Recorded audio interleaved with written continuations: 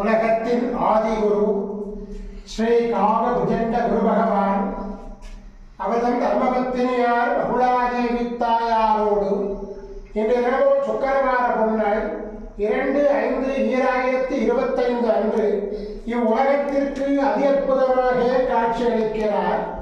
உலகாதி குருவே, உலகாதி குருபத்தினியே, உங்கள் இருவரையும் என்று மனதார துதிக்கக்கூடிய அனைத்து குழந்தைகளுக்கும் கருணை கூர்ந்து பரிபூர்ண குருவர் ஆசீர்வாத நலன்களை அருள்வீர் குருவே.